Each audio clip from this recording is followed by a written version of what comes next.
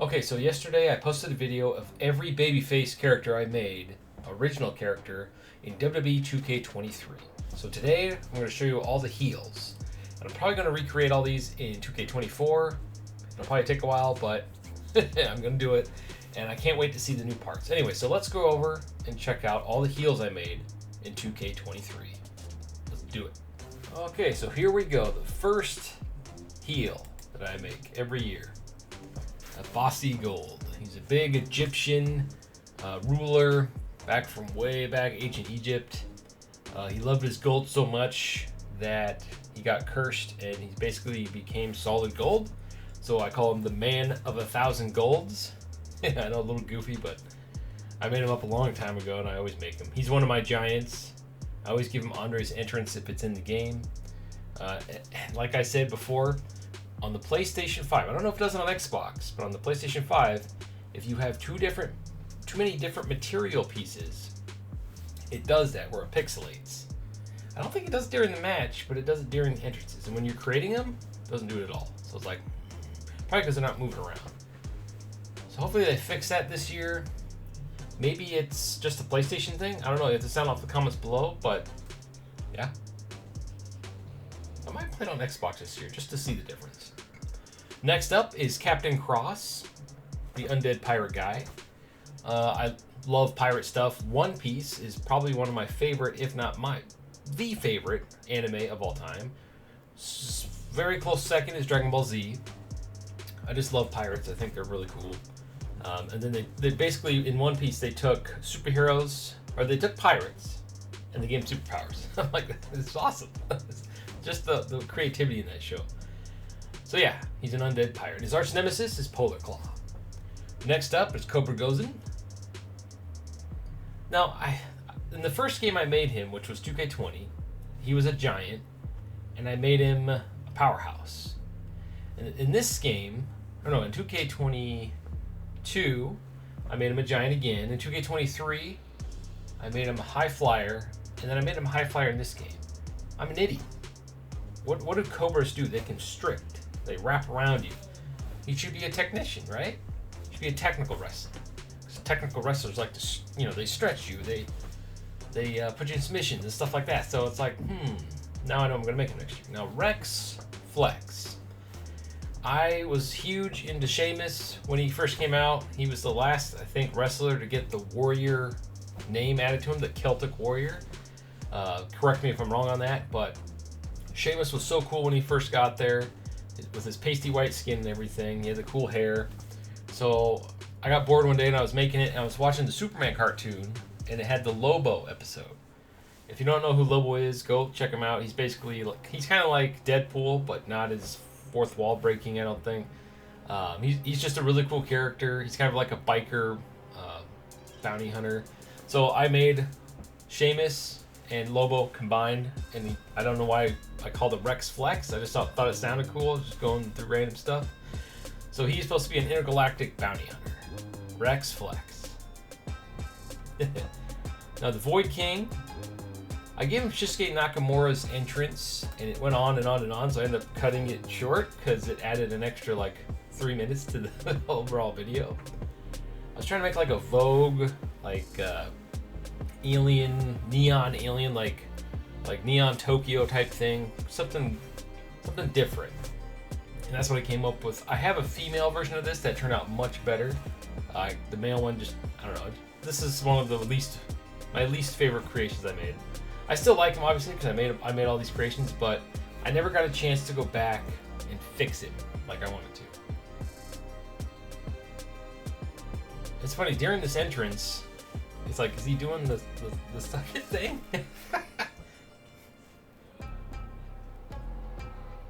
See, I want to try it out a lot.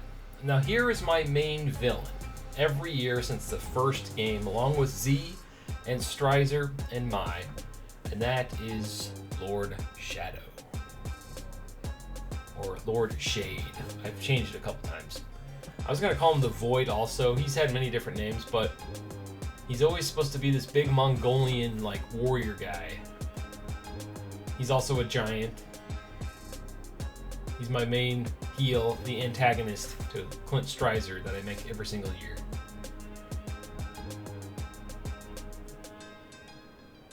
And I use the Finn Balor to make. Now, first time I made him was this year.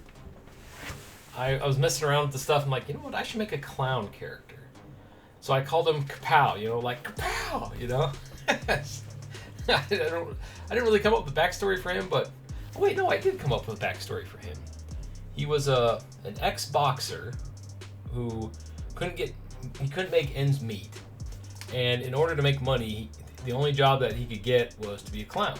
So people started making fun of him because he's supposed to be this big, awesome boxer who's down on his luck, kind of like Rocky when he spent all his money in the Rocky movies. If you haven't watched those, go watch them. And so he goes insane. And he just goes psychotic, completely insane.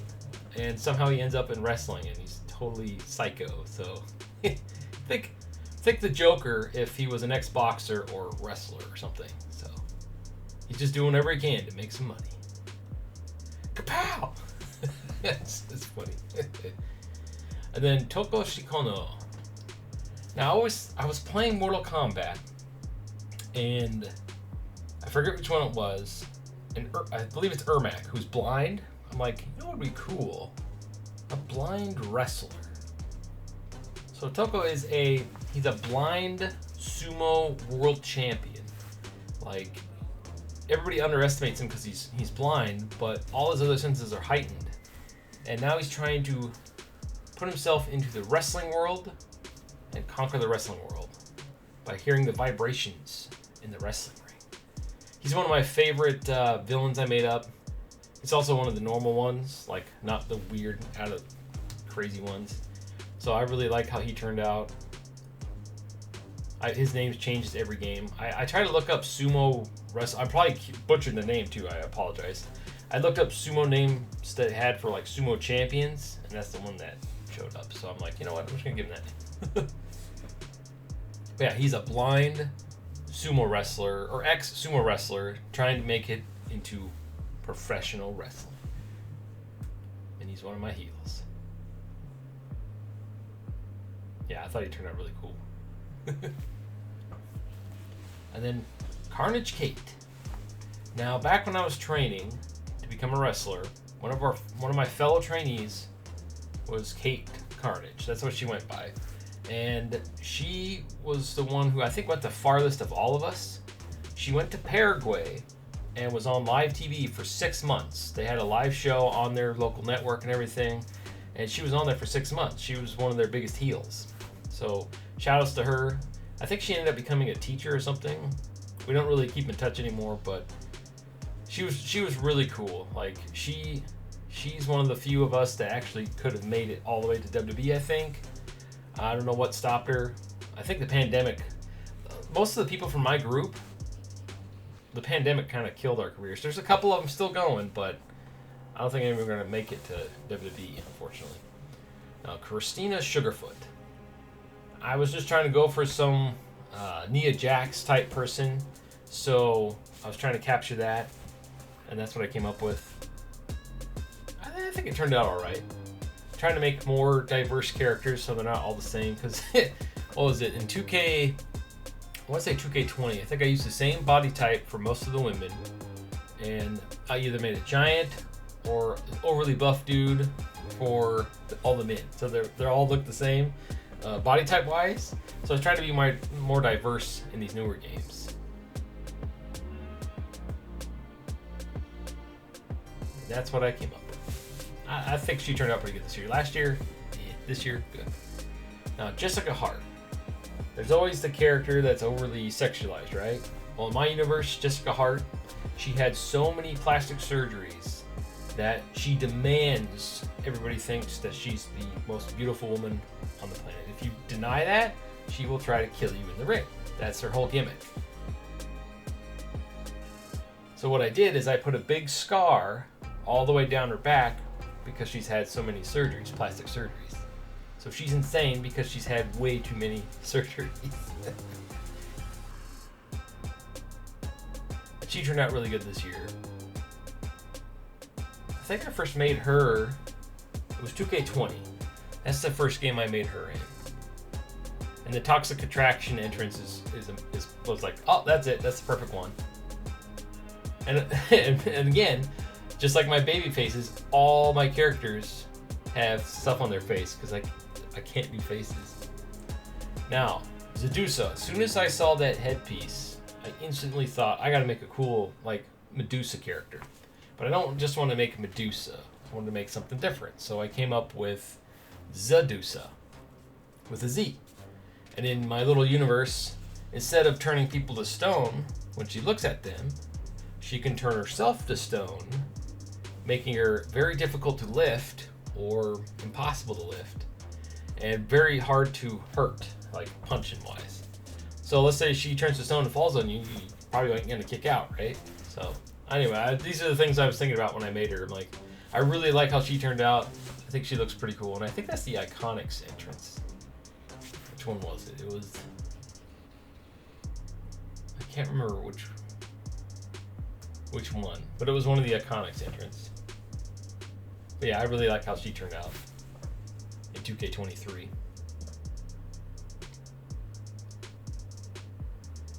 Now here's the Void Queen, the opposite version of the other one I was showing you. Yeah, she turned out much better than the other guy. And I made her first, and I just couldn't get the male version to look right.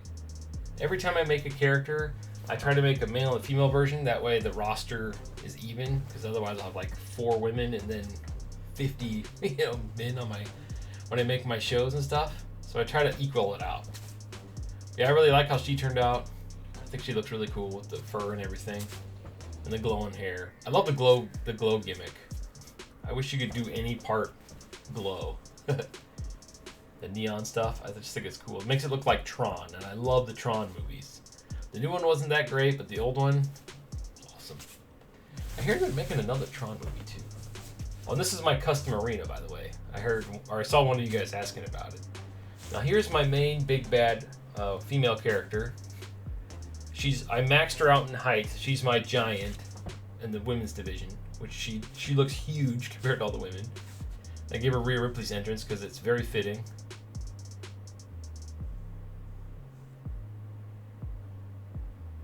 Her and Shadow have been the main 2 villains since the first game. Well, no, I didn't make her until much later because there was only so many things the women could do in the games, you know?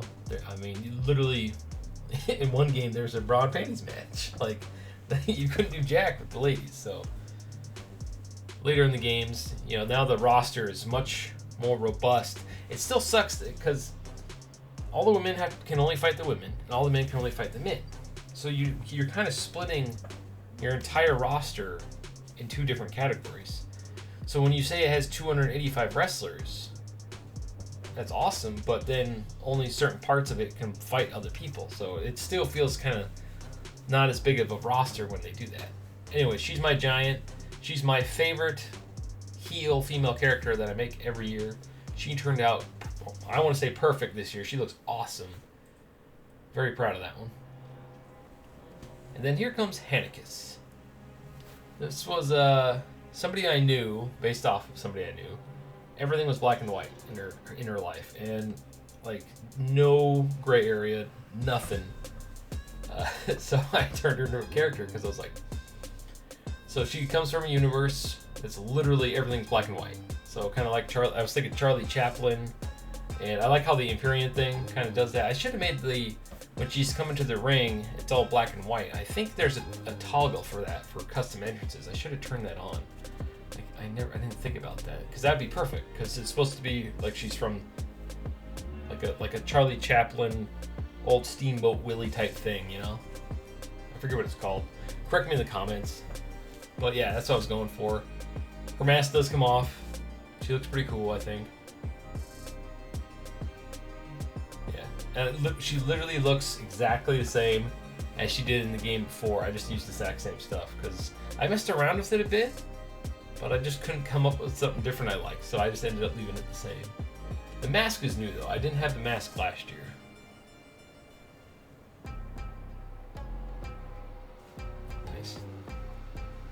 And again, it does some weird stuff with the materials. It's so odd.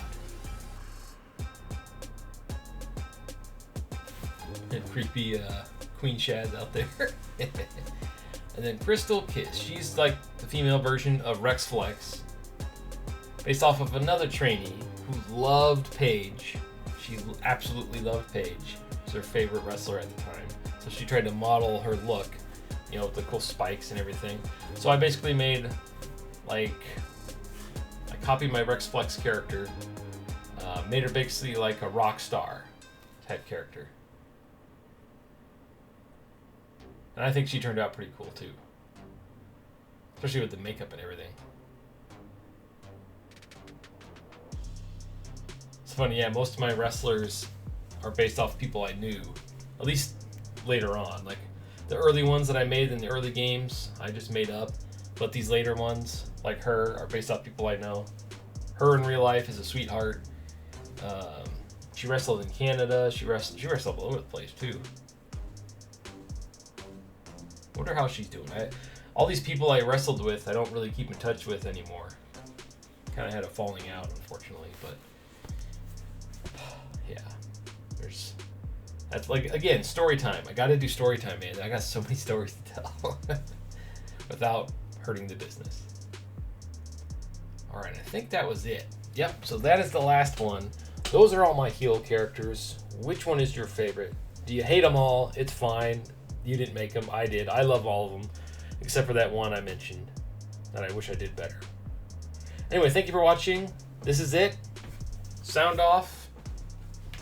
Pour out one for the 2K23 or whatever people do. Thank you for watching, and stay frosty.